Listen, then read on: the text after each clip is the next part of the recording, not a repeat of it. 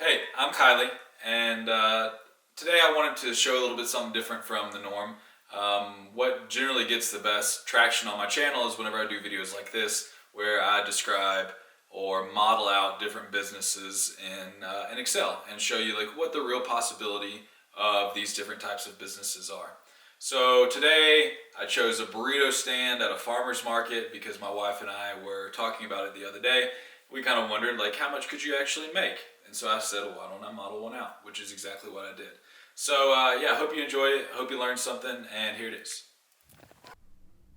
Okay, so now we're moving on to the actual modeling part of the Excel. And what I'm doing is just kind of getting ready, doing a little bit of labeling here. The burrito food truck, I don't know, I've called it a million things along the lines of this, but really it's a farmer's market burrito stand. Let's see what we can make out of it. So what I'm going to do first, of course, start in the top left and kind of work my way around from there. Give a little zoom in so that you can see it a little better. The screen recording comes a little better. And then start by figuring out how many weekends I'm actually going to be doing this business, or one would theoretically be doing this business. And it's probably something like 20 weekends. You know, that's give or take 4 to 5 months worth of work. Say April through September is probably when farmers markets generally run. So we'll give it about 20 weeks. I know you can only see about 17 here, but we'll fix that here soon. So then we obviously start at the top with revenue, and then what makes up revenue.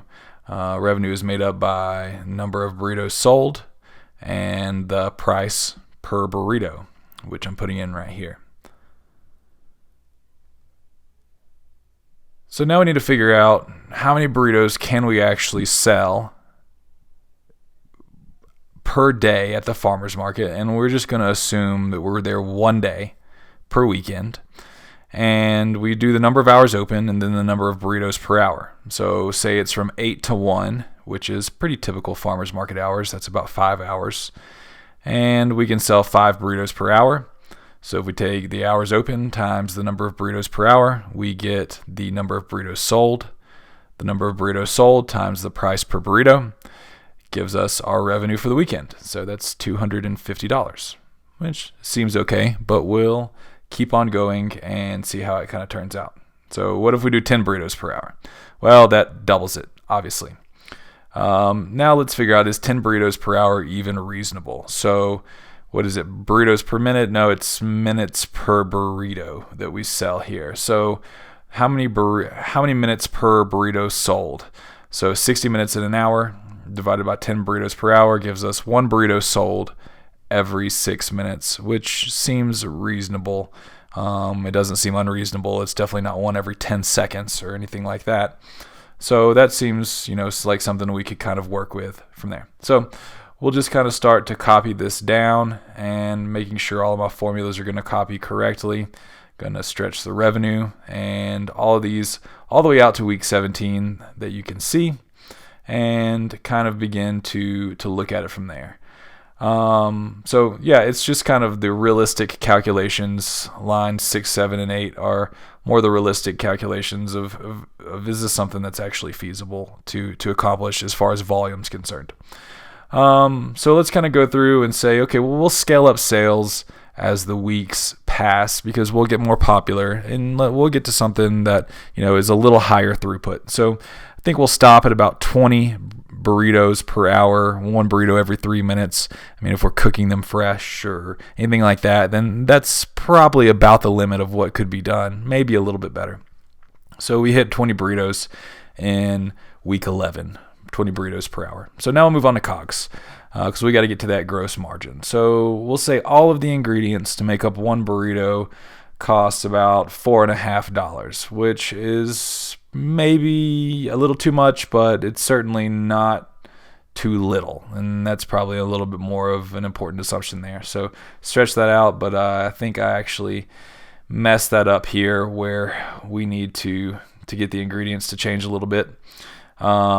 So yeah, let's move the $4.50 to right there under all of the ingredients so that we can reference it and change the cells as we kind of expand on the model.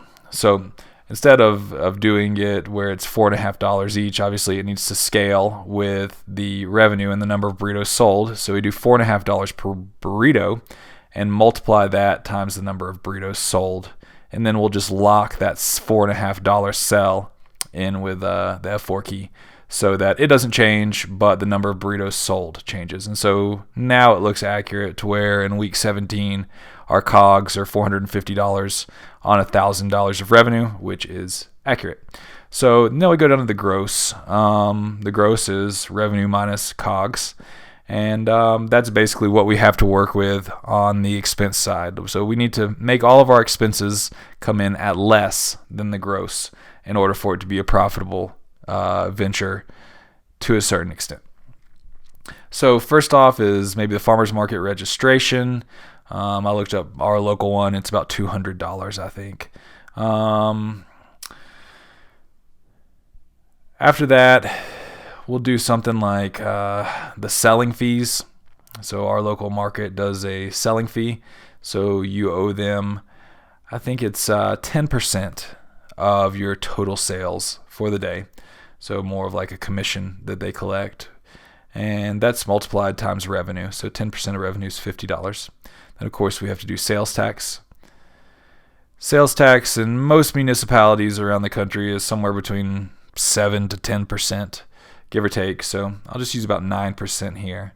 And take 9% of top line revenue for $500. So it is $45.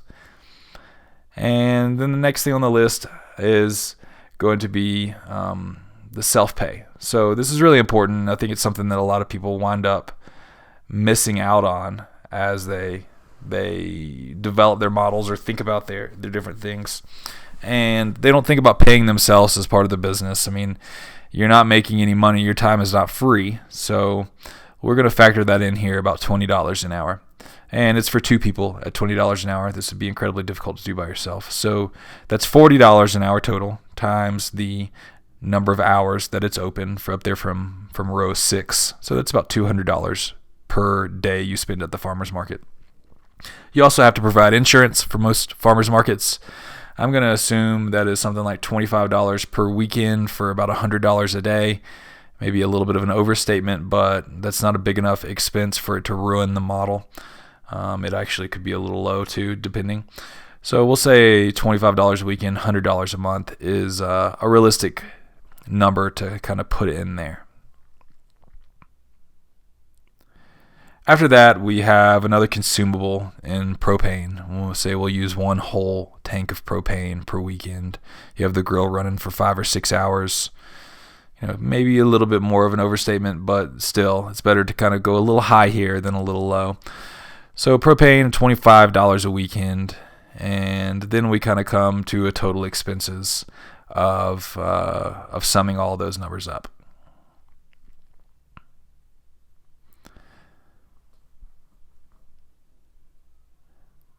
So I think it was about here that I realized I forgot a few other startup expenses. One of them being a permit from the health board. Another one being, I think it's a mobile food pass is what I wound up putting in here. I had to go look it up real quick, and so there's a quick delay. And a mobile food license, yeah, that's what it is. And without digging into exactly what these costs, I made a few assumptions here. And then you also have your cooking equipment. So, looking up what it would take to do something along these lines is one of those propane-powered hibachis that's, a few $100, $400 or $500. So the health board permit, the mobile food license, and the cooking equipment's $250, and $500. But these are just startup expenses. They are not every weekend expenses. And now we can total the expenses, especially for the first weekend. So total expenses for the first weekend is $1,545. We make $275, so obviously it's not going to be profitable in the first weekend. So I'm going to go ahead and hide these rows just so everything will fit into the sheet a little bit better. And I'm going to come up with starting cash and ending cash. That way we're assuming you have $2,000 to kind of get the business off the ground. what are you going to eat out of that in startup cost and then your first weekend's revenue. I also need to add in a little line here for the net expenses. Otherwise, it wouldn't make a whole lot of sense. The P&L is lacking one critical piece there in net. So we'll move these down a little bit and get to net, where net is the gross minus the total expenses. So you're out $1,270 the first weekend. So your cash balance goes from $2,000 to $730. The revenue of $270, or the gross of $275, eased that a little bit, but still doesn't allow for a whole lot of other stuff. So I'm going to kind of scale these out to week 17 that you can see. They'll obviously, the market selling fees and the sales tax and everything scale with revenue. The insurance doesn't change much, but some of these other expenses are startup expenses, like the farmers market registration. You only got to pay that at the beginning of the season. The health board permit, the cooking equipment. Those only are one-time things that you don't have to do week over week, or else there's no way this business model would work. So let's scale out the total expenses, and they drop down into about $350, $360, depending on how many burritos you're actually selling. And then you get down to a net. So the net is still negative for the first few weeks, and you have to get to about 70 or so burritos in order to start breaking even when paying yourself $20 an hour, you and a helper $20 an hour. But your $2,000 worth of starting cash actually covers you. You don't have to have any more than that if you can hit these sales numbers and scale it up to 70 or 80 burritos per weekend. And you eventually begin to increase your cash balance a little bit here and there, with your net being positive. And the best case scenario in this model is about $110 net after paying yourself, of course, but that's still very critical to actually determine. So I'm going to go ahead and stretch this out to week 20. Those 18, 19, 20, and go up here and label them correctly, and see that you almost get right back to your starting cash balance after 20 weeks of work and paying yourself, of course. So let's do a few more kind of metric type calculations, and I'll scoot this screen over in just a second so that you can see what I'm doing here. So how much did you pay yourself? That's made up of a few things. First things would be wages, which is that $20 an hour. And assuming this is you and your wife, you and your girlfriend, you and your partner, you and whatever that may be, we'll just take the $200 in there and not separate it out into individuals. So you sum up the row with all of the self-pay on it, and it's about $4,000 for 20 weekends, which would be 200 times 20. Get you there. The next thing you kind of want to figure out is what did the business earn, or what is your earnings, or something like that. I think, what is your earnings is kind of what I put here. And in order to figure out your earnings, you just sum up the net row here. So we'll sum up row 30. So kind of move on and over down there. Control Shift arrow left to sum it all up. And we'll see what we came out with here.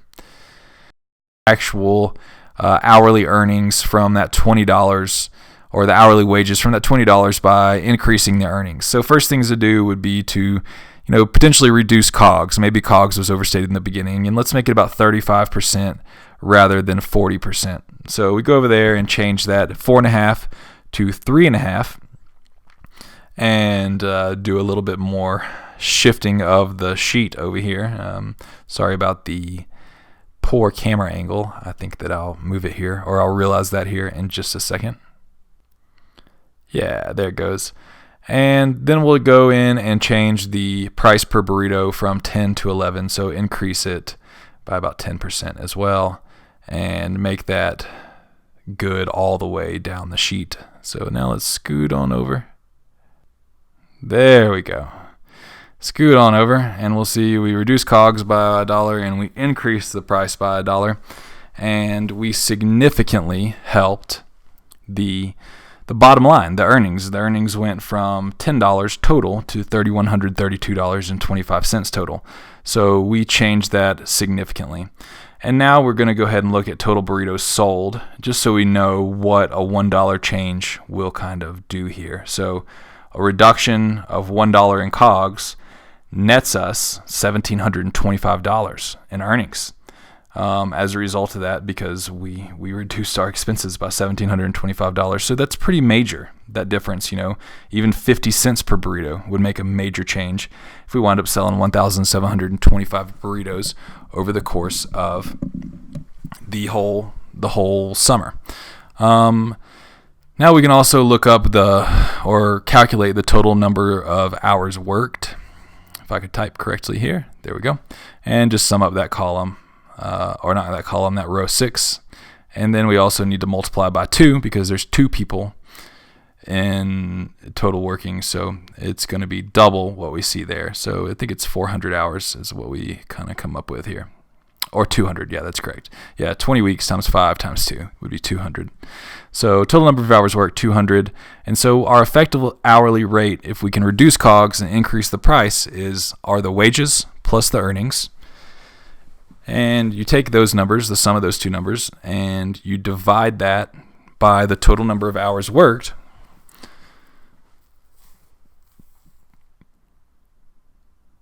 And that gives you your effective hourly rate of about $35.50. So that's not so bad.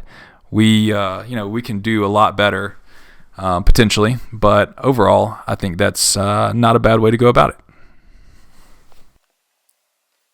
Okay, so I hope you enjoyed that. I hope you learned something from it. There was probably, depending on your skill level and knowledge level, there might have been something there you learned. You might have just enjoyed the process. But no matter what, if you like that, then maybe drop me some comments or something on what else you'd like to see. I'd love to have some outside ideas on different businesses to model out. And hope you like it. So if you did, you can subscribe. I'm going to try and put some more of these out. I really like doing these, and watch for more in the future. So thanks.